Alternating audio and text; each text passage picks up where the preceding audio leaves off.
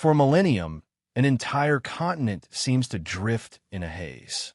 Historians refer to this vast stretch of time, from the crumbling of the Western Roman Empire to the first stirrings of the Renaissance, as the Dark Ages.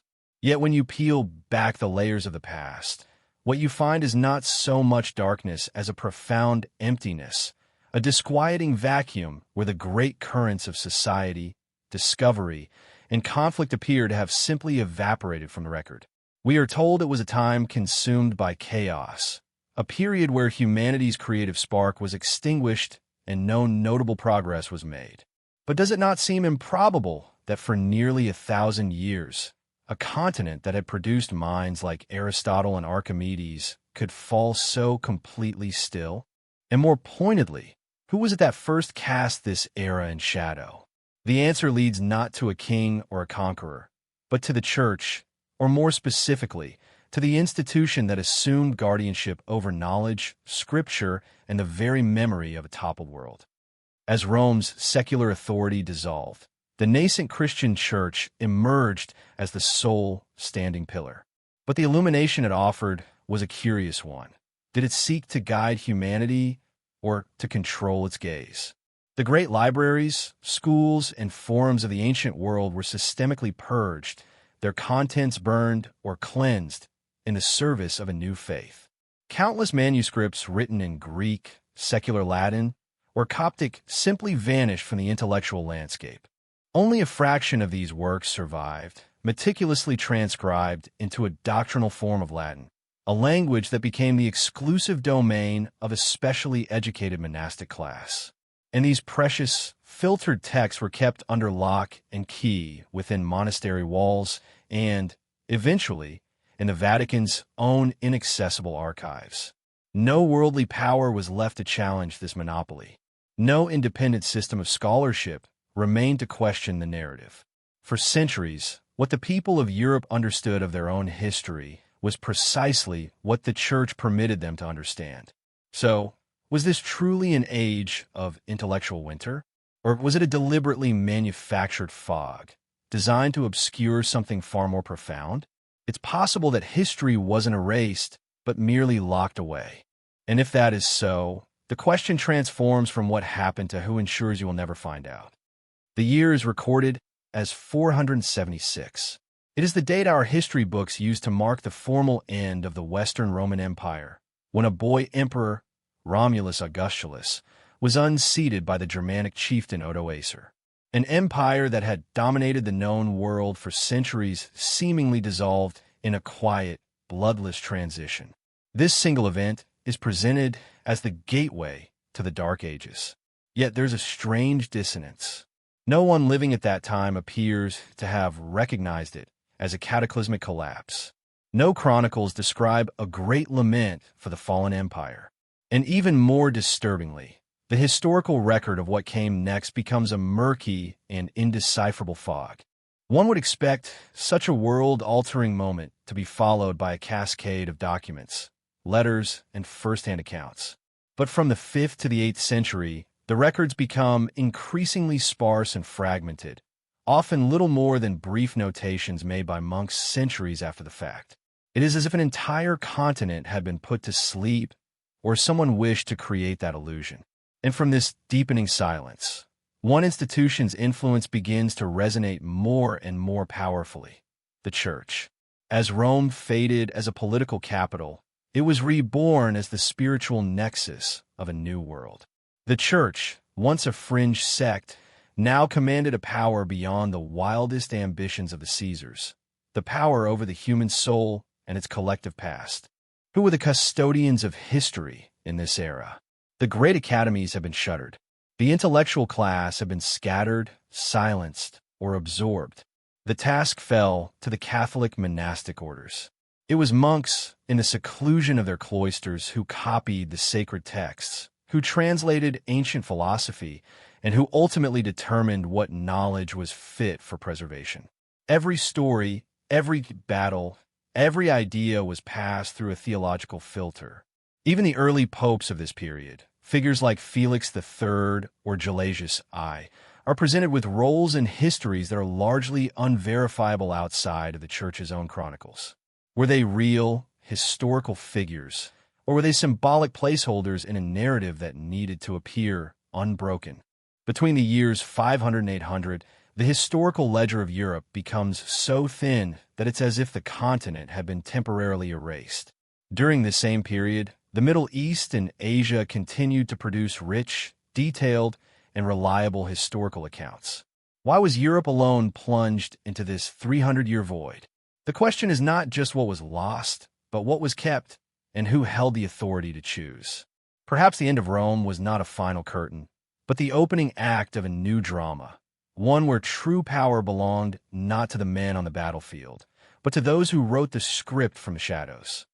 If you were to survey the landscape of Europe between the 5th and 10th centuries, you would not see the vibrant hues of revolution, discovery, or artistic creation. You would find instead a fine, settled dust covering everything, from the ruins of great Roman structures to the very memories of the people. There are no well-documented continental wars, no breakthroughs in science, and no grand architectural movements to speak of. It's as if the continent had entered a profound state of hibernation. But this was not a natural slumber. It felt more as if a heavy shroud had been cast over Europe, deliberately blocking out the light and muffling its voice. Even once great cities like Milan and Cologne seemed to leave no new architectural or cultural footprint for centuries. There were no new philosophical treatises, no great works of art, no advancements in cartography, and most strangely, no news stories. The people who lived through these times either left no record, or their accounts were methodically expunged by an invisible hand. Meanwhile, if you turn your gaze eastward, the Sui and Tang dynasties in China were experiencing a golden age. They invented block printing, refined musical instruments, and produced poetry from masters like Li Bai and Du Fu that still resonates today. In the Arab world, science was flourishing.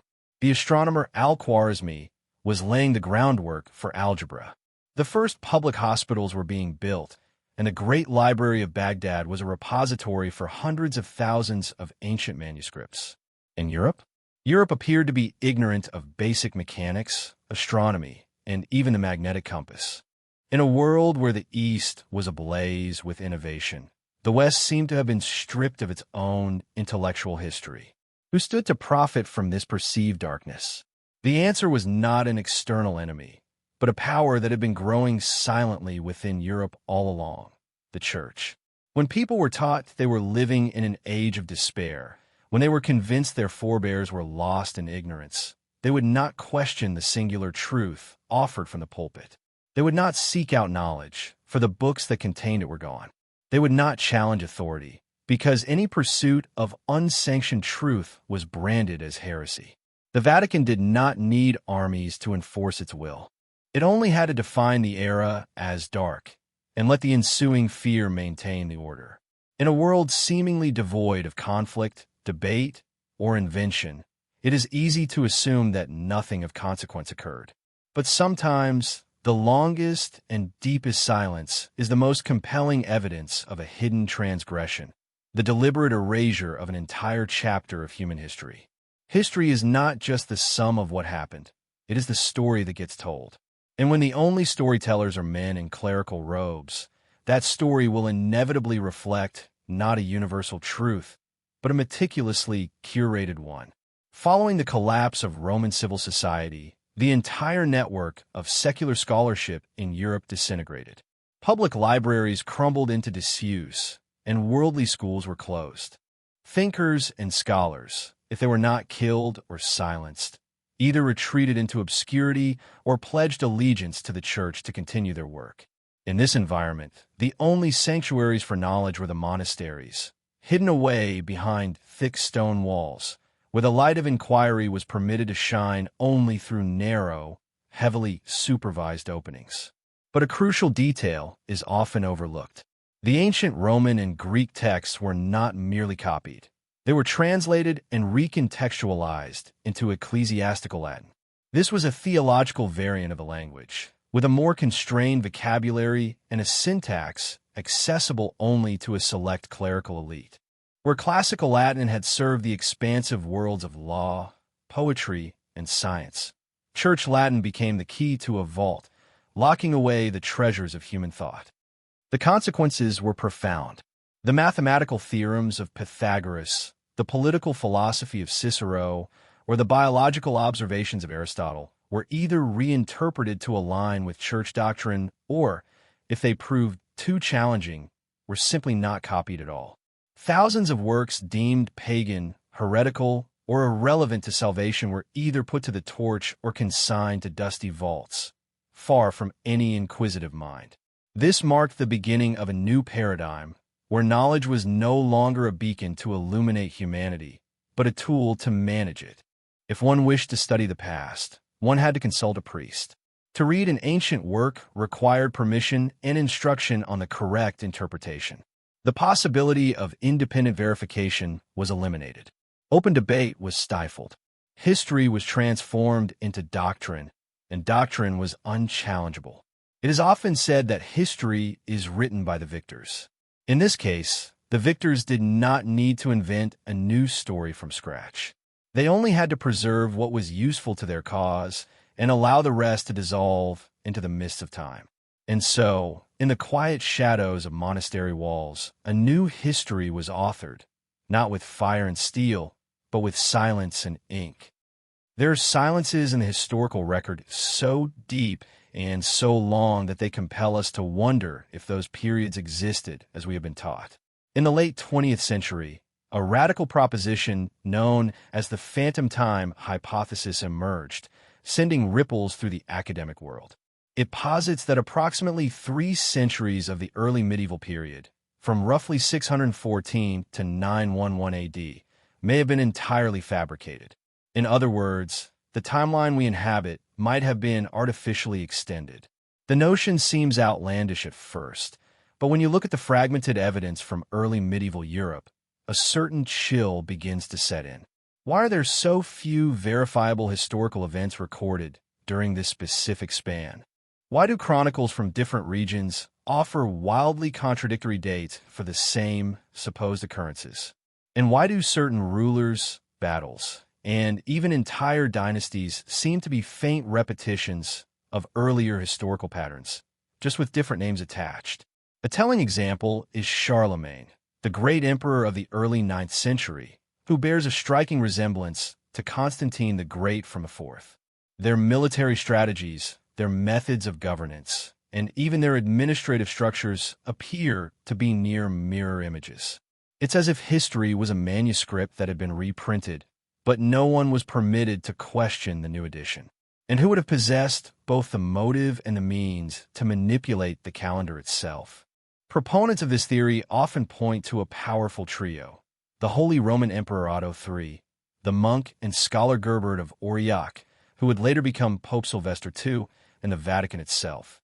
By inserting additional years into the timeline, a king could legitimize his reign as fulfilling a divine prophecy. An empire could anchor its authority in a more ancient and venerable past. And if the Church wished to align its history with prophetic scripture, the calendar itself became the ultimate editing tool.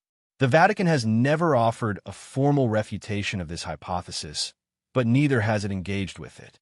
As with so many historical enigmas, the Church's silence is not a denial, but a strategy, a way of keeping all possibilities in play, so that no single truth can ever be definitively proven or disproven. An institution that controls both knowledge and time has no need for debate. It only needs to outlast the doubters. And so we may be living inside a history that has been edited like a sacred text, shaped by those who understood that the calendar could be a more powerful instrument of control than any sword. The world we perceive may not only be incomplete, but also staged.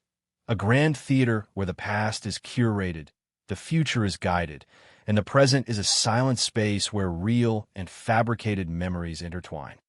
If you examine the Vatican's official list of popes from the 8th to the 10th century, you'll find a long line of names, each bearing the title of Vicar of Christ. But a strange problem arises for many of them. There is no concrete, independent evidence that they ever existed.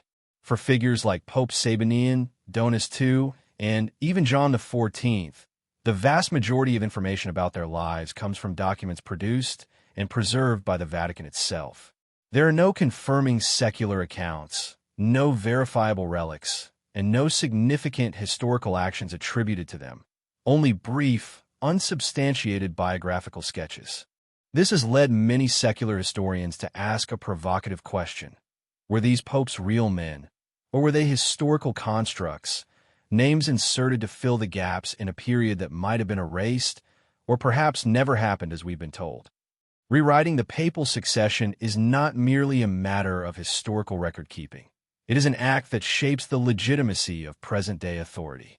For an 11th century pope to assert his power as part of an unbroken lineage stretching back to St. Peter, the chain could have no missing links. Each pontificate had to be a sacred connection in a continuous succession. If a few centuries of history were a bit thin, all one had to do was insert the necessary names to patch the timeline. The practice didn't end there. The Vatican also canonized numerous saints for whom no archaeological or historical proof exists outside of church-authored legends. These saints are often said to have lived, performed miracles, and suffered martyrdom during the very same periods that are now suspected of being historically empty. It is a convenience too perfect to be mere coincidence. Miraculous stories, holy relics, and saintly bones would surface at just the right moments, as if produced on cue to complete a pre-written narrative. In this grand production, the Vatican was not just a chronicler of history, it was the director. What did this systematic creation of a sacred past achieve? It built a sense of timeless endurance and divine mandate for the Church, an authority that could not be questioned because it seemed to flow directly from God through an unbroken line of succession. And so, few dared to ask, if one pope was a fabrication, how much more of our history has been invented simply to uphold the illusion of continuous power? When memory is shaped by faith, and faith is controlled by those who hold the pen, then truth, even if it once existed, becomes just one of many possible versions, the one permitted by those in charge. There is one record that cannot be forged, the clockwork of the cosmos. A total solar eclipse, visible from a specific place on a specific date, can be calculated and confirmed with almost perfect precision, both forwards and backwards in time. The sky is an impartial clock, immune to political agendas and religious dogma. For this reason, astronomy has always been the ultimate tool for verifying historical timelines. But when modern researchers began to compare ancient eclipse records with the dates recorded in European history during the so-called Dark Ages, they found unsettling discrepancies. Eclipses that were meticulously documented in ancient Chinese, Jewish, or Greek texts often had no corresponding event in the Western historical record for that date. Conversely, major historical events that were said to have occurred on the day of an eclipse seem to have taken place under perfectly clear skies. These were not minor errors of a few days. The timelines were sometimes off by decades, or even centuries. So what happens when the truth written in the stars contradicts the history written on Earth? In medieval Europe, rather than investigating these anomalies, astronomers were often pressured to adjust their calculations to fit the Church's official chronology. If a celestial event did not align with the accepted historical narrative, it was dismissed as an error, branded as heretical, or even interpreted as a diabolical deception. We often forget that the Vatican has historically maintained a keen interest in astronomy. The Vatican Observatory, the Specola Vaticana, was formally established in the 16th century, but for centuries before that, the movements of the heavens were quietly tracked and recorded by the clergy. These private records, never released to the public, constituted a secret database of time, space, and the very mechanics of history.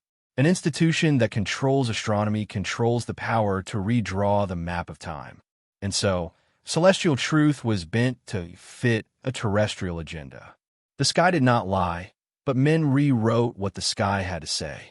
Today, with modern algorithms, we can reverse engineer astronomical events with astonishing accuracy, and the gaps in Europe's historical timeline become even more difficult to explain away.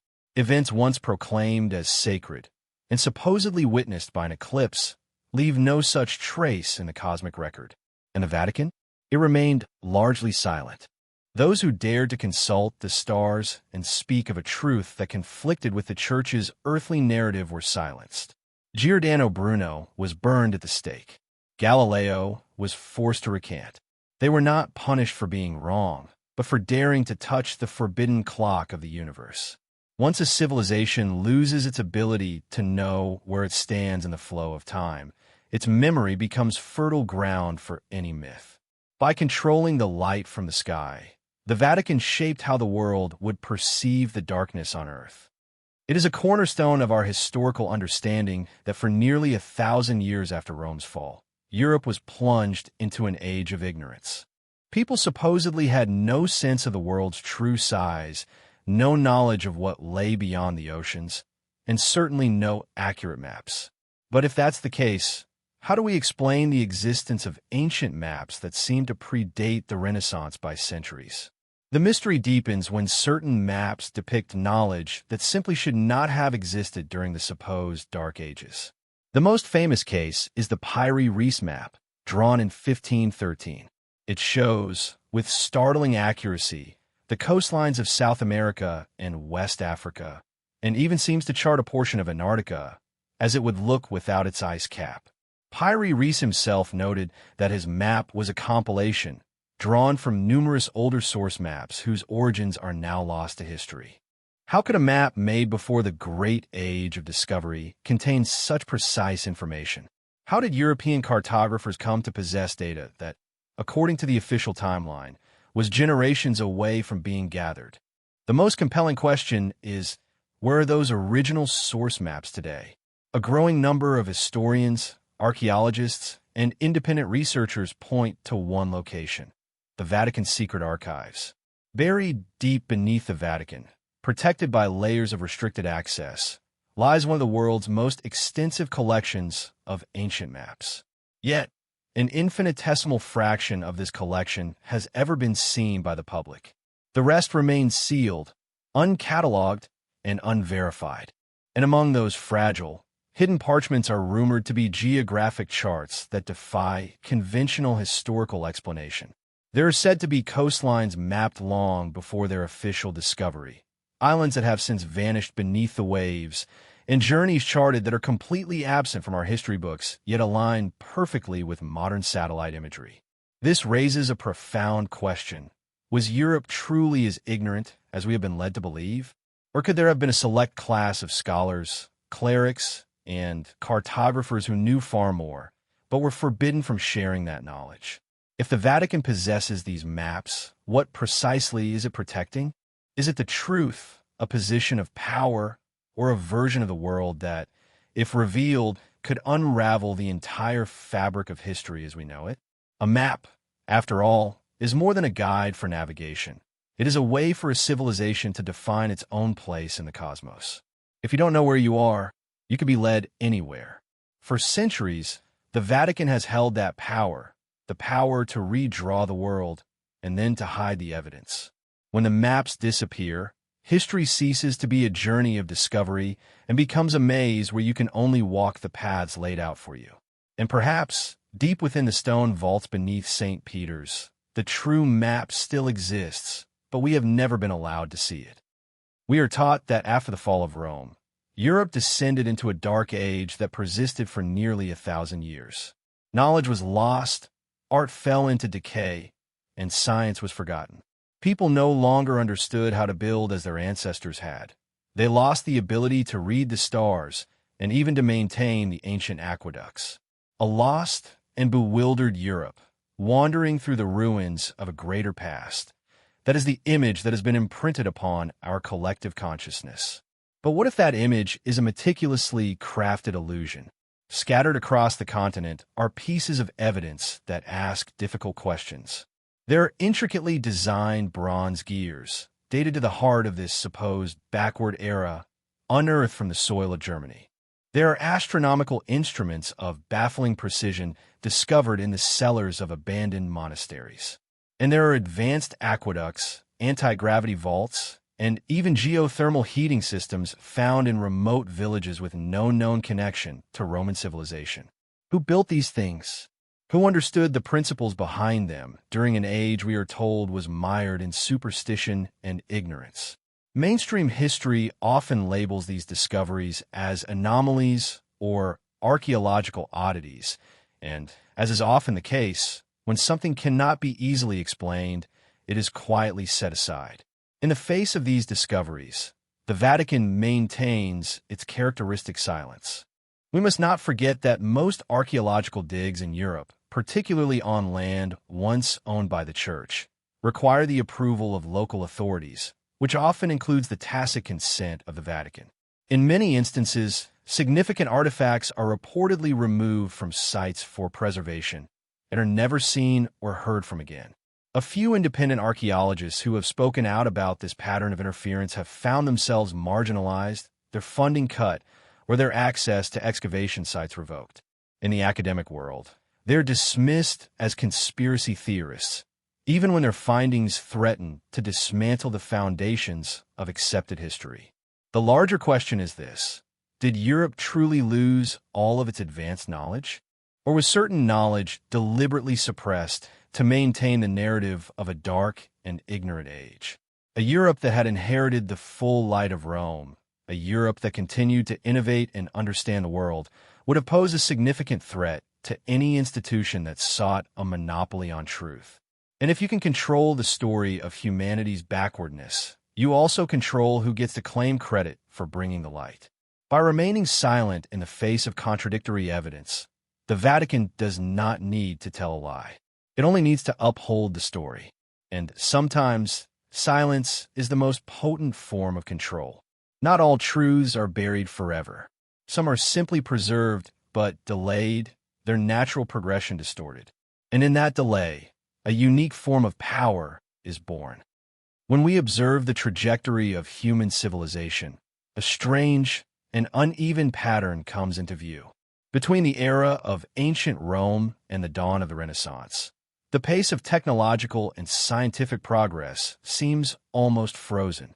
A simple mechanical device like the rotating shaft, which the Greeks had mastered, does not reappear in European designs until the 13th century. The principles of mechanics, astronomy, and medicine that were once explored by figures like Aristotle and Archimedes seem to vanish, only to resurface many centuries later as if they were entirely new revelations. The crucial question is not why this knowledge disappeared, but who might have controlled its reemergence, and for what reason. Once again, all signs point toward the Vatican, the one institution that held a monopoly on ancient texts, that oversaw the vast network of monasteries and libraries, and that effectively controlled Europe's intellectual life for centuries. The point is not that the Church destroyed all knowledge, but rather that it selectively curated it, releasing it back into the world in slow, carefully measured doses. When a religious authority governs not only the souls of the people, but also the flow of information, delay itself becomes a weapon. A society that is permitted only to copy the Bible will not invent the printing press.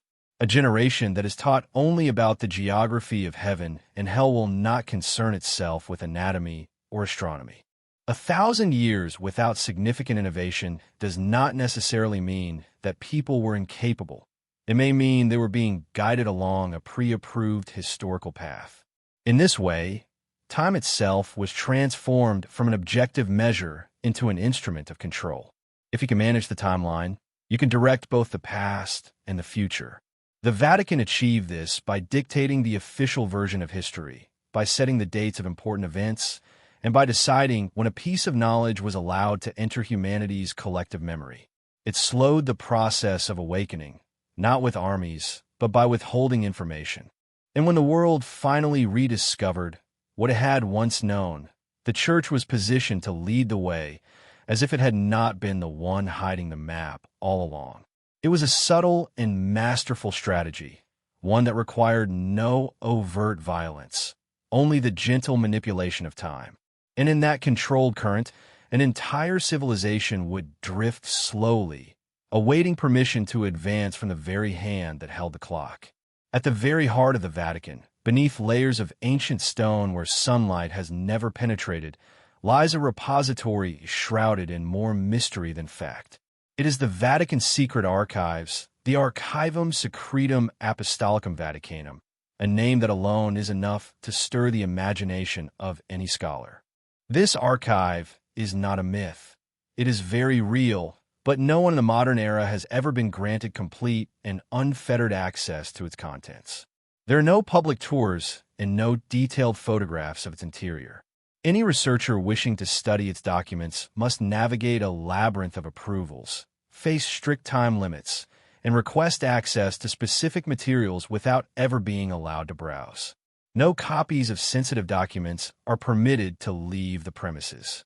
It is said that the archive contains over 50 kilometers of shelving, holding more than 1 million documents that span from the 8th century to the present day. What the world has seen is merely the tip of a vast, submerged iceberg. The truly sensitive material remains unseen and unverified. No pope has ever publicly claimed to have explored every section, and no cleric has ever revealed its deepest secrets. The very layout of the archive remains a classified document. Rumors abound that its vaults contain original gospels that were excluded from the Bible, secret records of ancient heresies and magical practices, the private and uncensored journals of popes, and, most tantalizingly, ancient maps that depict a world very different from the one we are taught in school. What makes the Vatican's secret archives so unique is not just the volume of its collection, but the very nature of its secrecy. Centuries ago, the Vatican defined the term secretum not as secret in the modern sense, but as private. It was a clever linguistic defense. We are not hiding anything. We are simply keeping it private.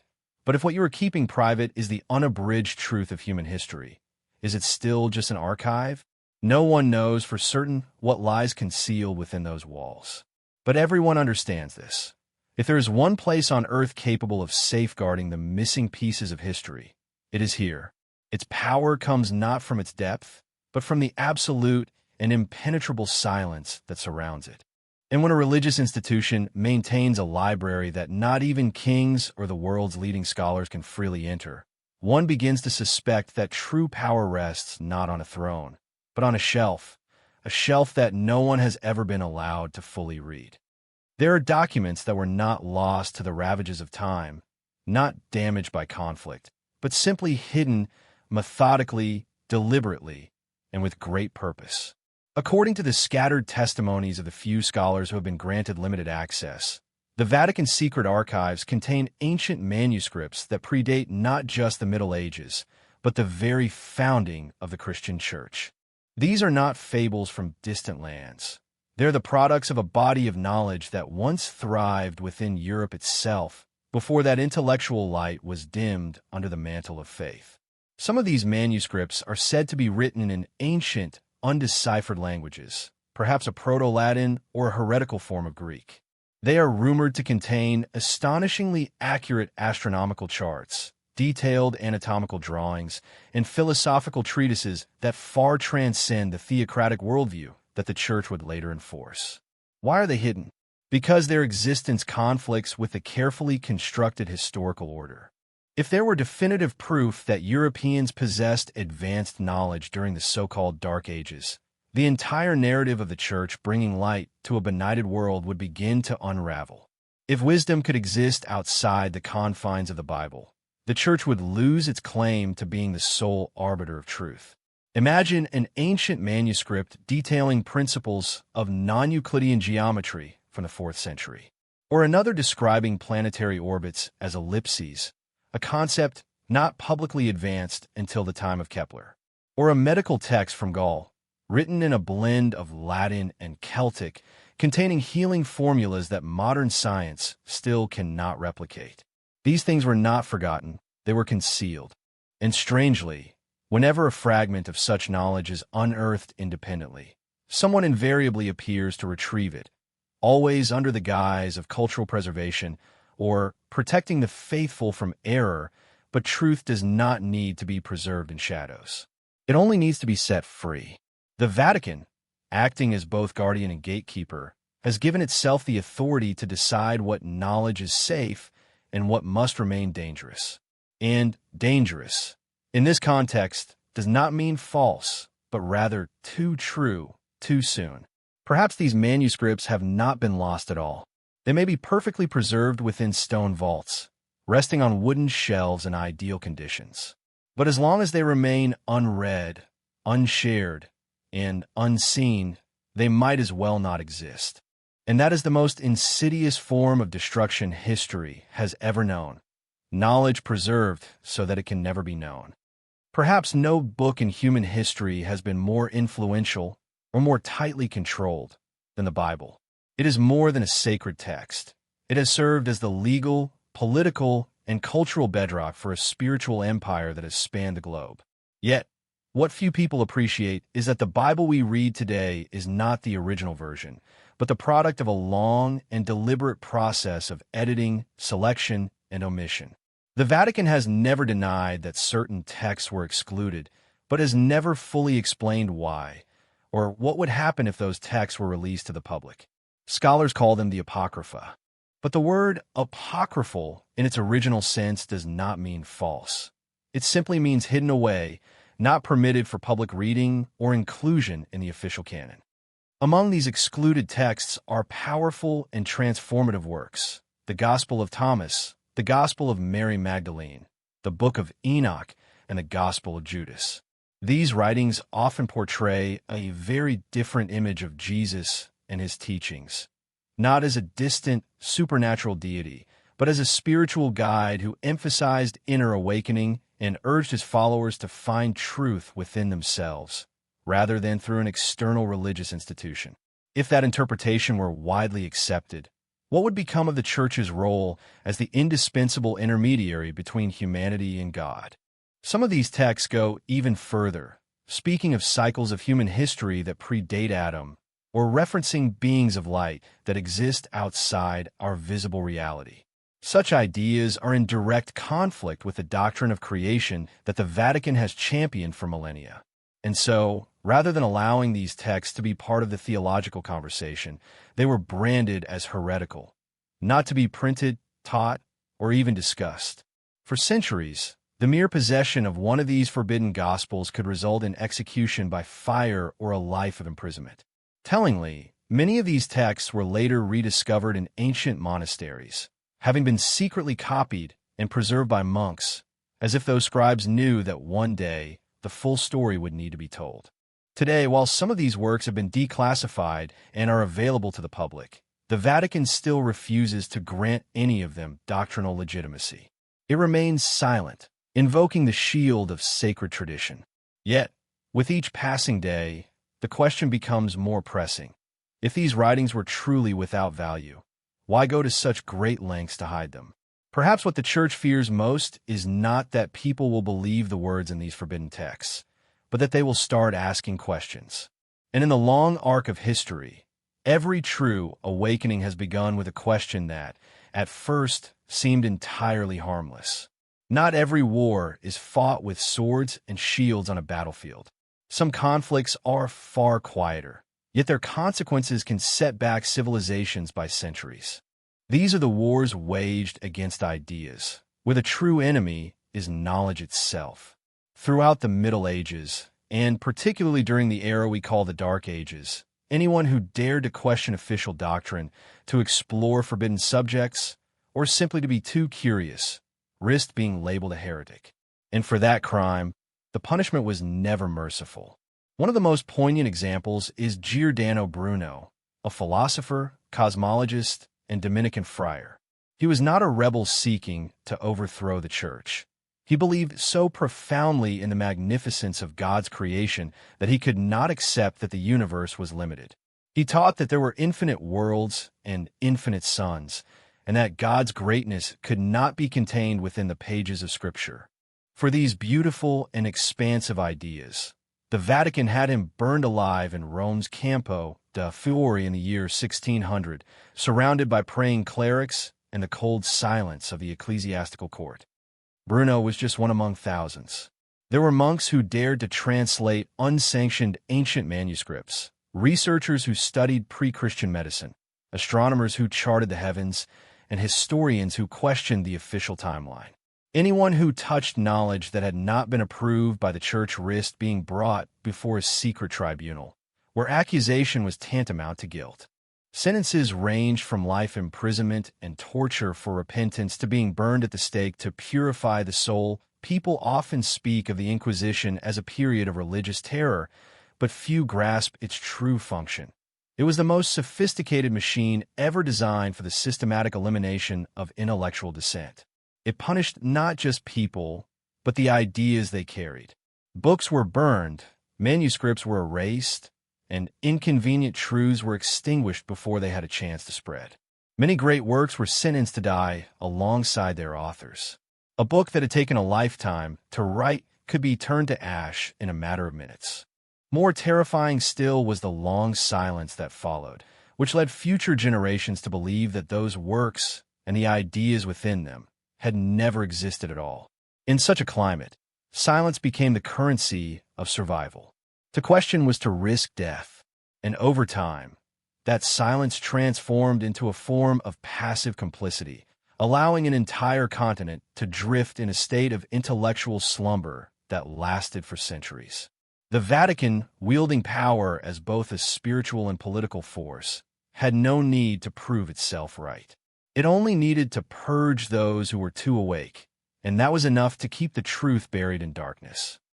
When we picture medieval monastic orders, the image that often comes to mind is one of peaceful monks in remote cloisters, quietly contemplating scripture.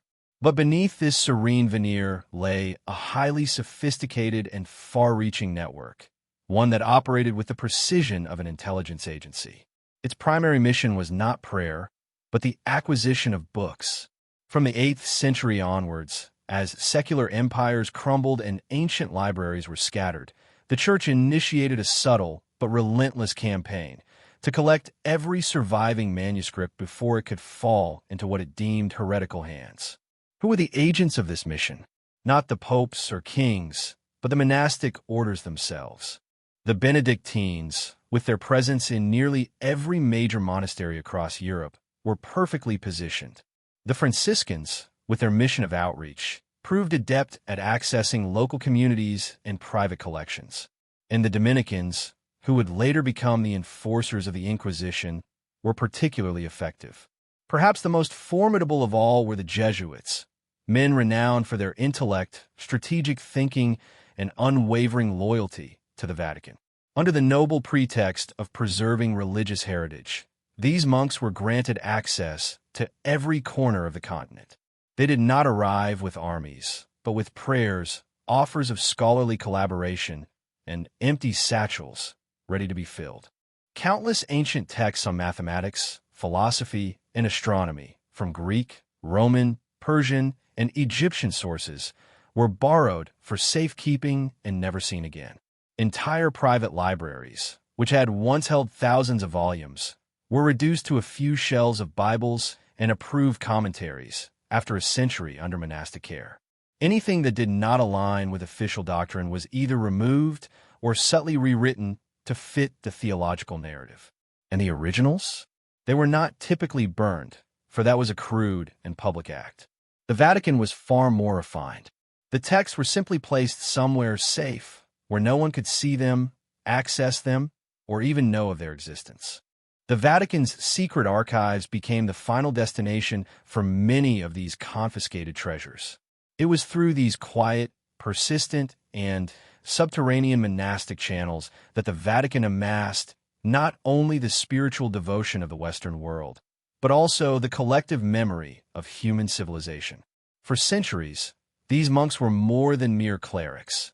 They were professional archivists, censors, and erasers of history. They understood that there was no need to destroy a book when simple possession was enough. There was no need to argue when silence would suffice. And as the ancient light of knowledge was gathered and hidden behind stone walls, the people outside began to believe that the world was truly dark, because the only lamp was held by those who would let it shine only when they saw fit. When the light of knowledge is consolidated into a single institution, and all others are compelled to live in the resulting shadows, an inevitable reaction occurs. some will find a way to keep a flame of their own. Not every mind bowed in submission. Not every scholar was burned at the stake. Some managed to survive, not by abandoning the truth, but by learning to hide with it. And slowly, over generations, a clandestine network began to form, the secret societies. There is no official charter marking their origin, but from the 11th century onward, their enigmatic traces began to appear across Europe. Strange symbols carved into the stones of churches, cryptic patterns in underground crypts, and architectural marvels that contained a geometric and mathematical sophistication far beyond the supposed knowledge of the era. Among the most prominent were the Freemasons. Originally guilds of master builders, they evolved into a closed intellectual fraternity, rich with esoteric codes, rituals, and a hierarchical structure. They were the ones who constructed Europe's magnificent cathedrals, yet they often adorned these holy places with symbols that had no clear connection to Christianity. The sun and moon, the all-seeing eye, spirals, and complex mathematical ratios. There were the Rosicrucians, a mystical brotherhood rumored to hold ancient wisdom from Egypt and Babylon, passed down through generations in allegorical texts.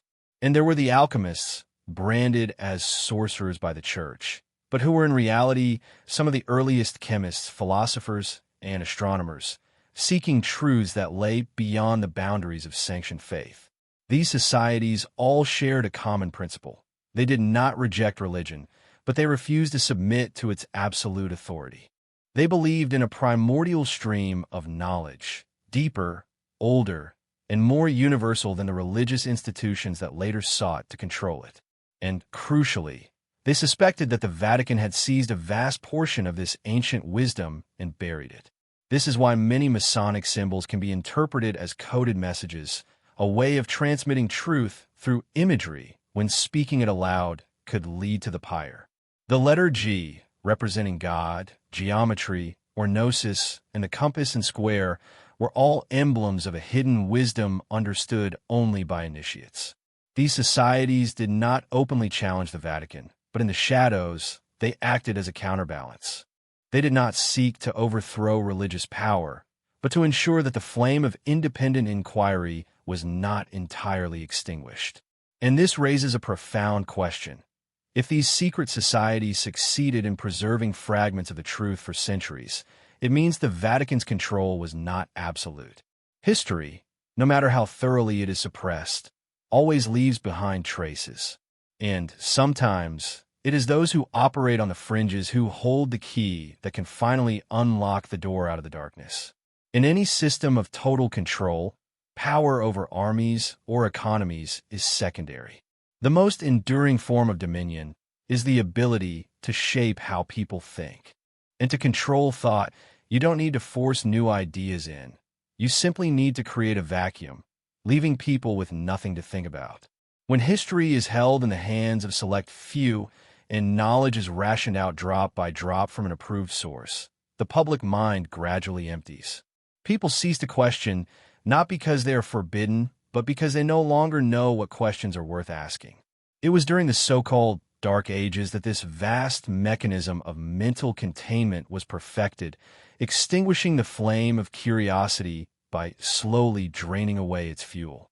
In the monasteries, monks copied the Bible endlessly, but rarely the works of Aristotle or Archimedes, unless they could be made to serve doctrine. In the churches, the faithful learned about sin, redemption, and the afterlife, but never about civic structures, unfiltered history, or the power of language. Generation after generation grew up with a single, simplified vision of the world, that they were flawed sinners, and only the church held the keys to their salvation. In this context, ignorance became a virtue. Those who knew little were seen as piously devout. Those who asked too many questions were seen as dangerously prideful. The pursuit of knowledge was no longer noble. It became a sign of arrogance, even a pathway to heresy. It must be understood that this was not a natural state of ignorance. It was engineered, cultivated, maintained, and fiercely guarded. In many regions, literacy was actively discouraged among the general populace. For centuries, Only the clergy were consistently taught to read, and even many monks were denied access to the complete Bible, permitted to study only those portions deemed suitable for them. The church did not need to oppress every individual in every village. It only needed to keep the world shrouded in a mental fog. And when you spend your entire life inside that fog, you eventually come to believe that it is light. This is why the journey to control the mind was not a swift conquest. It was a slow, subtle process spanning centuries. It required no violence, no overt coercion. All it demanded was time, silence, and for no one to remember that there had ever been another way of seeing the world, a time when asking questions was not a sin, but a celebration of the human spirit. And the most frightening part is this: when ignorance becomes the norm, the person who knows too much is the one who is seen as the madman. It is a bitter and profound irony that while science is born of curiosity, the innate human desire to understand the universe, life, and ourselves, during the era we call the Dark Ages, that very curiosity was reframed as a sin. It was a transgression that could not be forgiven, not because science was incorrect, but because it was dangerously correct. When Galileo Galilei aimed his simple telescope at the heavens and declared that the Earth revolved around the sun, he was not just making an astronomical observation. He was shattering an entire worldview, one that had been meticulously constructed over centuries, in which humanity was the center of a divinely ordered cosmos, governed by the unquestionable will of God. It was a worldview the Vatican had sealed with scripture, faith, and institutional authority. For his declaration, Galileo was tried by the Inquisition and forced to publicly recant his discovery, not because it was false, but because it threatened the very foundation of the system of control. He survived, but spent the remainder of his life under house arrest, not for being a rebel, but for daring to look at the sky and speak the truth of what he saw. But Galileo was not the first. Before him was Roger Bacon, a 13th-century Franciscan friar who was imprisoned for his pioneering work in optics and the scientific method. There was Michael Servetus, who was burned alive for challenging church doctrine and proposing a theory of pulmonary circulation. And there were countless others, scholars, healers, and thinkers whose names have been lost to us, erased from the historical record simply because they dared to think differently. The issue was never about the specific content of their discoveries. The issue was about who controlled the definition of truth. When the Vatican declared that all truth must pass through the gates of its doctrine, any theory that did not fit was forbidden to exist, no matter how much evidence supported it. The medieval universities, many of them run by the church, were not centers of free inquiry. They were institutions designed to train students to think correctly, to indoctrinate them into dogma, not to empower them to seek truth for themselves. Ancient scientific texts were locked away or made available only to a select few approved scholars. Knowledge was compartmentalized, and anything that existed outside the approved boxes was heresy. Even more insidious was the collective fear that this system created. People stopped thinking, not because they were incapable, but because they were afraid that a single unorthodox thought could lead them to the flames. And so science became a stranger in the very lands that had once been its cradle. It was not until the intellectual revolutions of the Renaissance and the Enlightenment, centuries later, that humanity began to shake off the invisible chains that had bound its mind. But by then, how many years have been lost?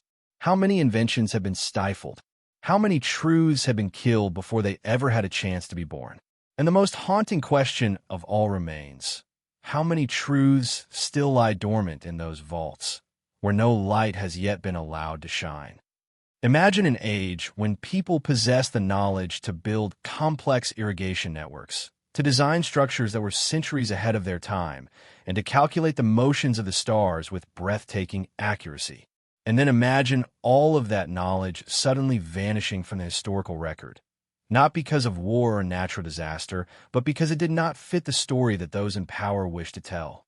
For nearly a millennium, Europe is said to have been in a deep state of intellectual hibernation, an era devoid of major inventions or meaningful scientific progress. The continent was seemingly on pause. Yet, curiously, other civilizations were not sleeping. During this same period, China was inventing gunpowder, the compass, and the printing press. The Islamic world was performing advanced surgical procedures, making breakthroughs in optics, and translating the entire treasury of Greek knowledge into Arabic. India was making great strides in mathematics and medicine. Only Europe, under the watchful eye of the Church, seemed to have forgotten everything. In truth, it was not that Europe lacked creativity, but that periods of intense creativity were deliberately erased from the collective memory.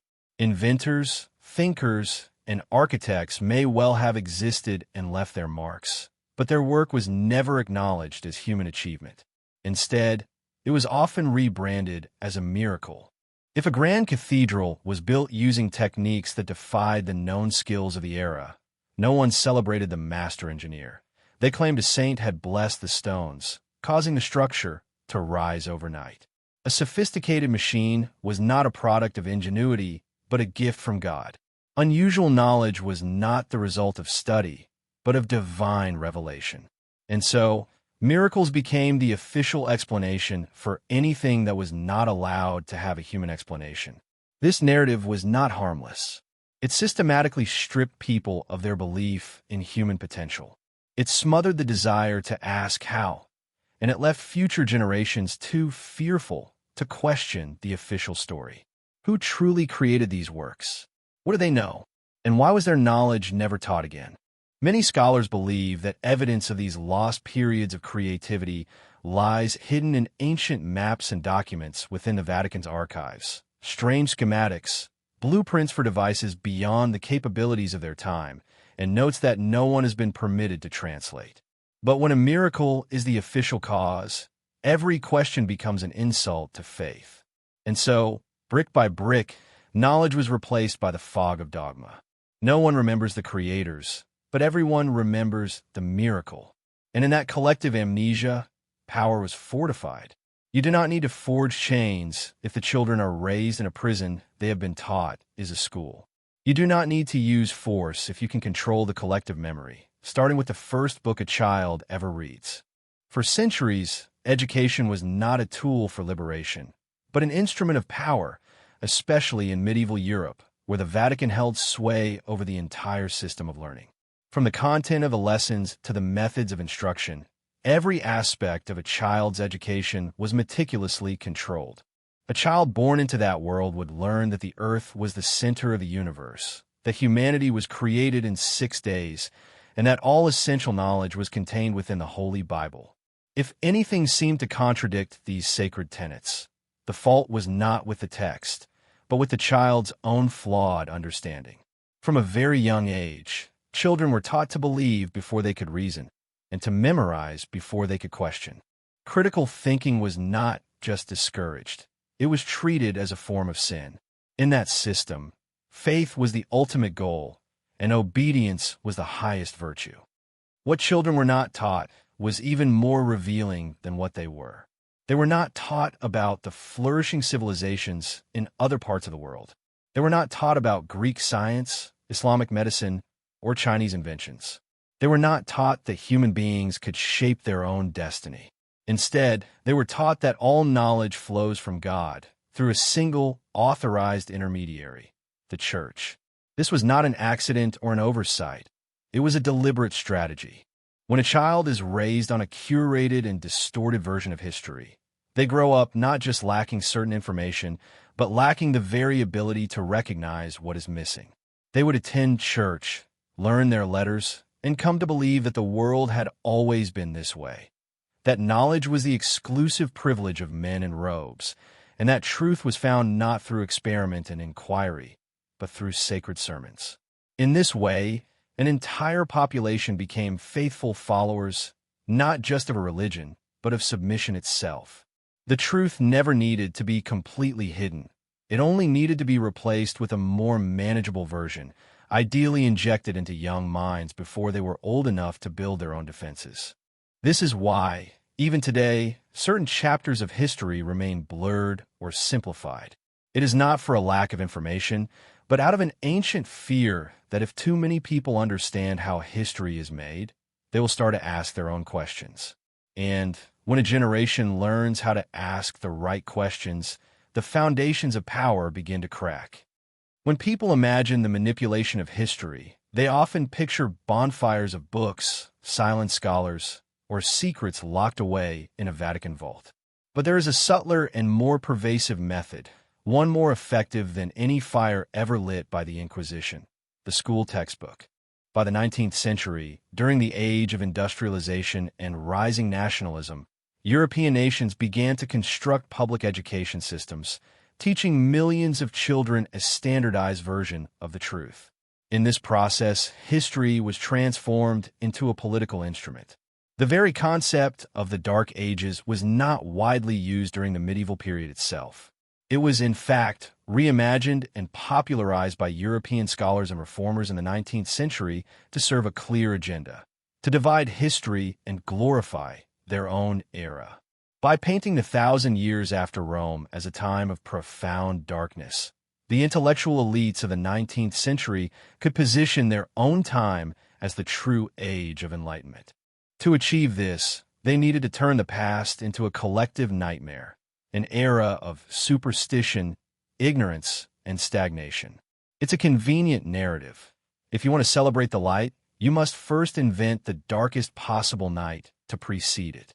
But why did the Vatican remain largely silent as the Middle Ages, an era it had dominated, was portrayed in such a negative light? Because it didn't need to respond.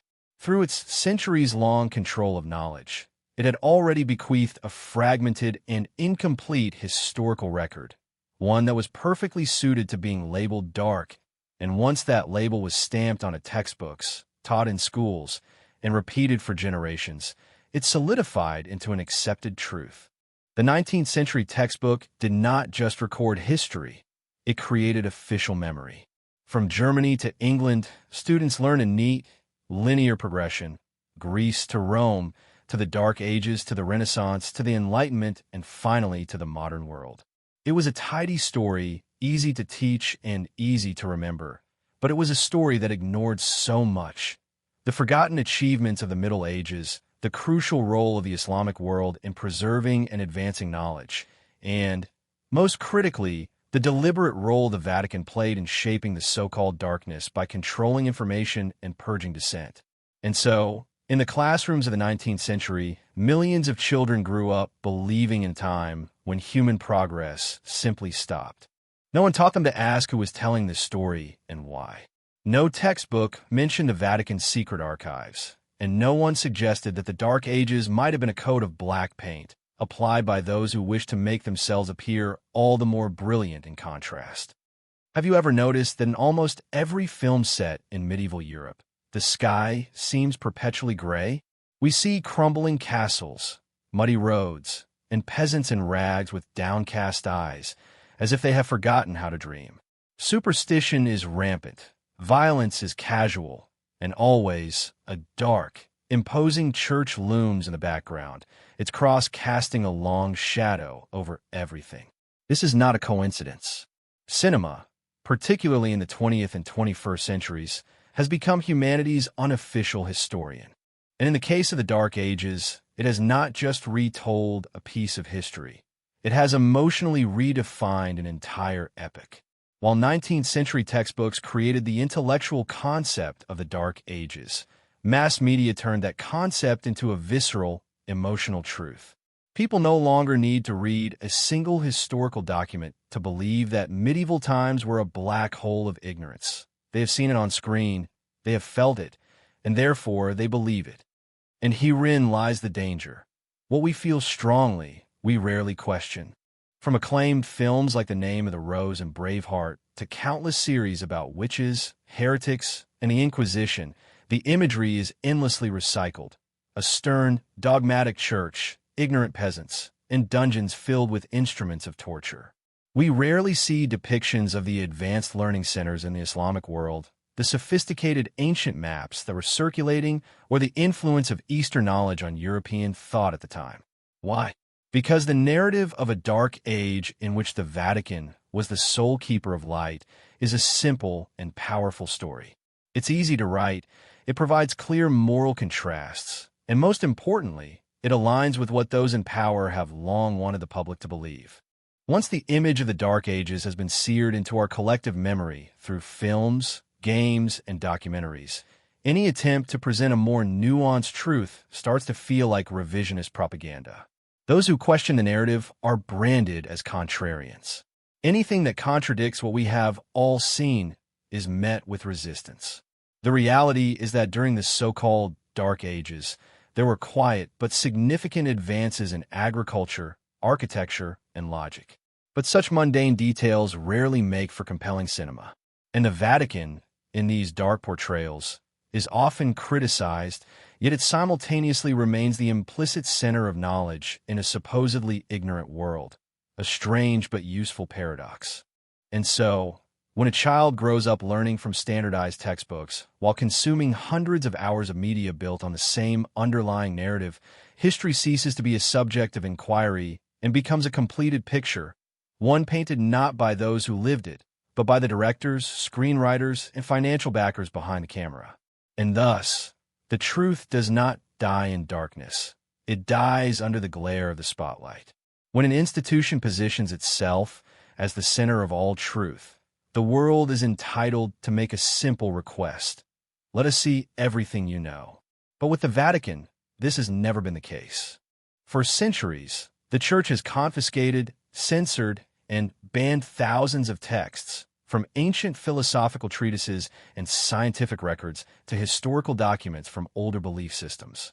Many of these works were placed on the Index Librorum Prohibitorum, the Index of Forbidden Books, an official list that existed from 1559 until it was formally abolished in 1966. Yet, even after the list was dissolved, the reality on the ground remained unchanged. The vast majority of these banned works were never re-released to the public. The question is why? If these texts were truly filled with errors, then let modern scholars examine and critique them. If they are harmless, why continue to hide them? And if they simply contain different perspectives, would not an enlightened institution welcome that intellectual diversity? The Vatican has chosen a different course. At its heart lies a place where even the most credentialed researchers are not permitted to roam freely: the Vatican's secret archives. Although the word secretum originally meant private, in practice, it has come to mean sealed. Only a handful of scholars are granted access each year. They must request specific documents, one at a time, without knowing the full extent of the collection. No photography is allowed, no copying at will, and any material deemed to contradict or challenge church doctrine is kept in the deepest vaults, where only a chosen few may ever set foot. So what is being hidden? Some scholars believe these vaults contain documents that reveal periods of human advancement that have been erased from the official timeline. Others suspect there is proof of the true and deep influence of pagan, Arab, and Eastern thought on early Christian philosophy. And perhaps most unsettling, there may be records showing that many of a kind truths were, in fact, simple editorial decisions made by committees of men. The refusal to release these works is not an oversight. It is a deliberate strategy. Because if those ancient texts were ever to see the light of day, the entire historical narrative might have to be rewritten, not just about the Dark Ages, but about the Vatican's true role in creating the very shadows that define that era. We cannot know for certain what is still locked away, but a silence that stretches across centuries is, in itself, a confession that something of great importance needs to stay hidden. No one burns books in the digital age. But if the books are sealed away in a vault to which there is no key, how is that different from their never having existed at all? Modern history often presents us with a simple and elegant fairy tale. Humanity stumbled into darkness after the fall of Rome, and then, nearly a millennium later, was reawakened by the brilliant light of the Renaissance. It was an age when Leonardo da Vinci dreamed of flight, Copernicus recentered the universe, and Michelangelo carved the soul of humanity from stone. It sounds like a miraculous rebirth, a sudden explosion of genius. But if we take a step back, difficult questions begin to emerge. Where did the Renaissance truly come from? Why? After 1,000 years of supposed silence, did human creativity suddenly erupt with such dazzling force? The common answer is that Renaissance thinkers rediscovered the lost knowledge of ancient Greece and Rome. But that explanation feels incomplete. First, why did this knowledge vanish for an entire millennium, only to be accidentally found again? Second, how did individuals in a society that was still, by many measures, underdeveloped, achieve such otherworldly levels of insight and artistry? And third, where did these rediscovered ancient sources actually come from? Who had safeguarded them for 1,000 years? And why did they surface at that precise historical moment? Once again, the trail leads back to the Vatican. Numerous records suggest that Catholic monastic orders had been diligently collecting and preserving countless ancient manuscripts throughout the Middle Ages, not for publication, but for storage. Then, in the 15th and 16th centuries, at a time when the Church was facing a crisis of authority and public image, portions of this sequestered knowledge were quietly released. They were branded as rediscoveries, and history recorded the moment as the Renaissance. In this telling, humanity did not take a great leap forward. It was simply allowed back into a room from which it had long been exiled. What had been locked away was now selectively reopened, and the narrative of history was artfully repainted. The great artists and scientists of the Renaissance became icons of a new enlightenment. But how many of them had privileged access to church-held materials? How many had to collaborate closely with the clergy to ensure their work did not cross the line into heresy? The Renaissance may not have been a spontaneous explosion of creativity, but rather a carefully staged performance. Discoveries were released in controlled waves, ideas were kept within acceptable boundaries, and the light was allowed to shine only where the path had been cleared by those in power. And if the knowledge that fueled the Renaissance had, in fact, already existed and even flourished during parts of the so-called Dark Ages, then our entire historical timeline deserves to be re-examined. Perhaps we never truly lost knowledge. Perhaps it was simply held in trust by those who knew its power, only to be returned to the world at a time most convenient for their own story. That brilliant light, it seems, may not have come from a new dawn, but from a lamp that was lit inside a darkness of their own making. Truth does not need to shout. It does not need to be repeated endlessly. In fact, it is often the stories that are repeated too perfectly, the timelines that are too neat, that should arouse our suspicion. From our first years in school, we are taught that history flows in a natural, linear progression. Rome falls, the world plunges into a dark age, and then humanity reawakens through the Renaissance and the Enlightenment, marching steadily into the modern era. Each period is named, dated, and narrated by certified authorities. Everything seems logical, clear, and settled. And that is precisely the problem. Because real history is never that smooth. Real history is chaotic, filled with contradictions, gaps, and fractured narratives. Yet the version we learn is strangely seamless. And if you probe deep enough, you find holes that cannot be explained, facts that do not align, and supposed truths that lack any solid evidence. This leads to an unavoidable question. Has someone rewritten history, not to deceive, but to direct? And if so, who would have had the power to accomplish such a feat? Only one institution in history has ever held a monopoly on all three pillars of civilization: knowledge, spirituality, and time itself. Not kings, not philosophers, but the Church.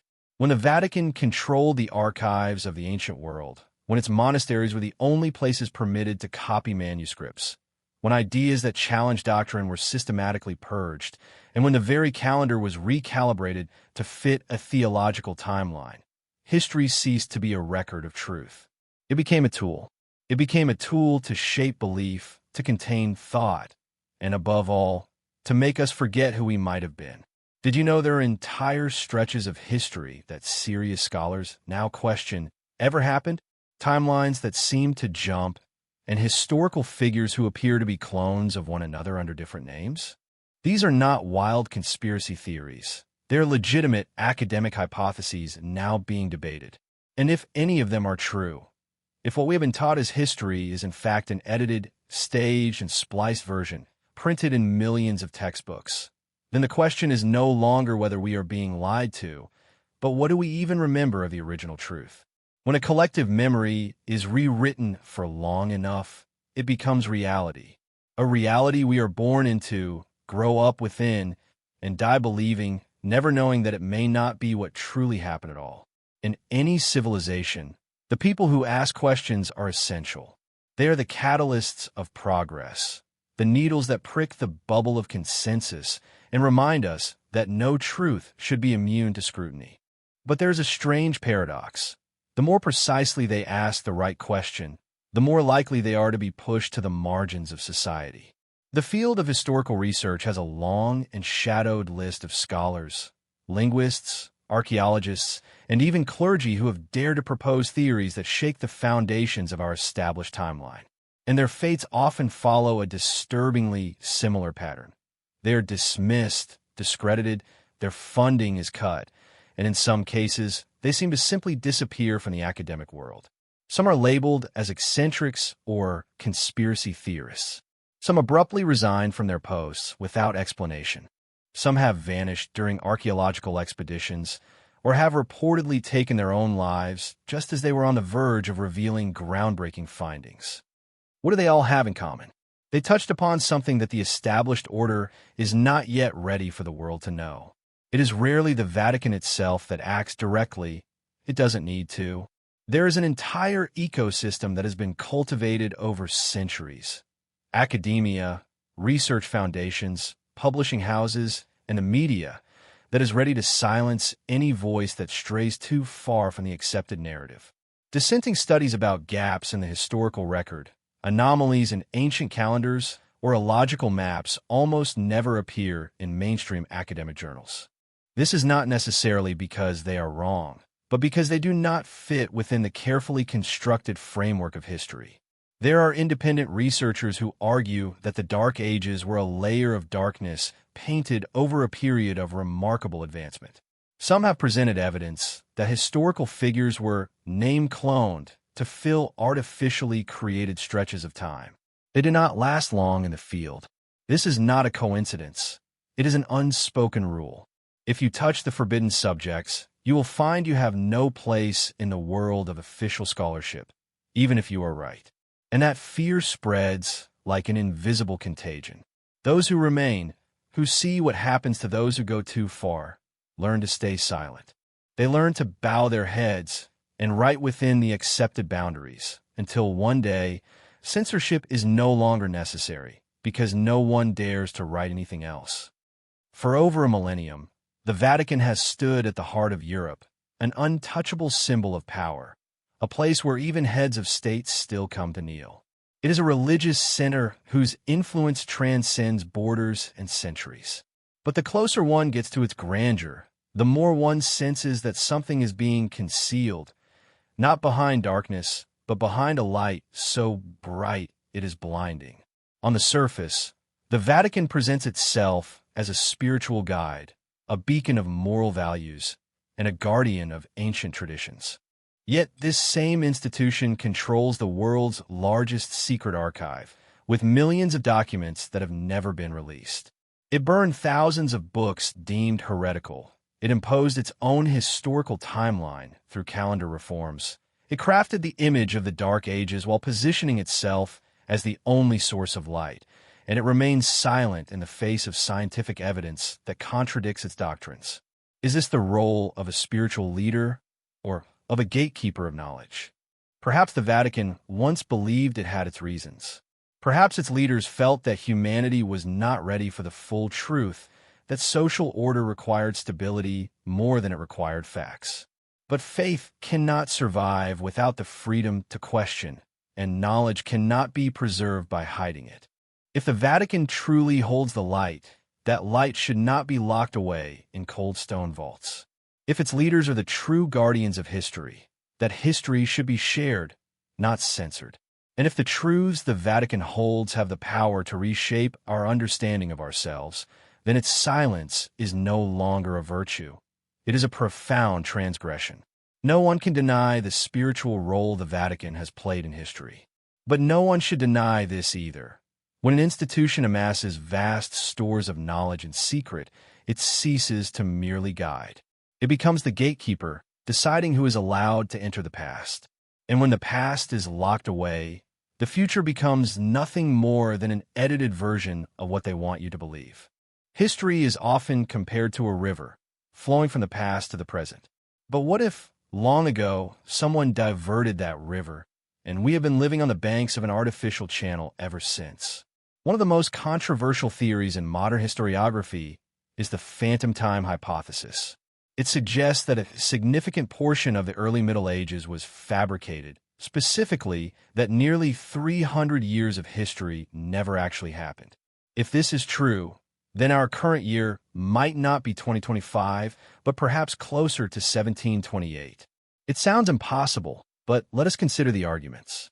First, there's a distinct lack of solid archaeological evidence and verified artifacts for many events said to have occurred between 600 and 900 AD. Much of the history of this period relies on records that were written or rewritten by the church centuries later. Second, astronomical events like eclipses and comets do not neatly align with the medieval timelines. When modern astronomers run simulations, they find discrepancies of hundreds of years in some cases. Third, historical figures from this era often appear strangely similar, showing up in different dynasties with different names, but with nearly identical life stories and accomplishments.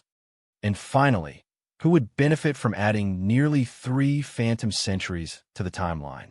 The answer, once again, leads back to a familiar place. By extending the timeline, the church could give its own power structure the illusion of greater antiquity and legitimacy. It also created a convenient buffer, a dark age, between the fall of Rome and the modern era. So who can be certain that our current year is correct? If the full truth, buried for centuries, were ever to be revealed, our calendar might shrink by several hundred years. Imagine living in a modern world of artificial intelligence and space exploration, while our very timeline is flawed at its foundation. And if time is the framework that defines our history, and that framework is wrong, then the entire human story must be re-examined. No one can say for certain what the truth is. But as more questions arise, one thing becomes increasingly clear: we may not truly know where we are, because we have never truly known where we came from. We are born into a world of names, dates, and stories that have already been written for us. We open our eyes in the year 2025, surrounded by books that tell us of thousands of years of history, of fallen empires and risen kings, and we believe it because who wants to begin their life by asking if everything they know about the past could be wrong? But then, within the smooth narrative of history, we find cracks. We find gaps and inconsistencies, things that do not add up. And each time we touch one of these fractures, history ceases to be a solid wall and becomes a door, opening just a crack, offering a glimpse of something else, of a world that existed before us, but whose name has been erased. We speak of progress, but if the beginning of our journey has been rewritten, hidden, or worse, invented, then we no longer know how far we have truly come. We no longer know if we're living out a new chapter of our story, or if we're simply rereading an old script, thinking it is new. And when we forget the true past, we lose more than just our memory. We may lose the power to shape our own future. If there is anything more dangerous than forgetting, it is being made to forget. History does not need you to believe it. It only needs you to ask. And if this journey has made you question what once seemed certain, then perhaps you have just taken your first step into a truth that has been hidden for a very long time.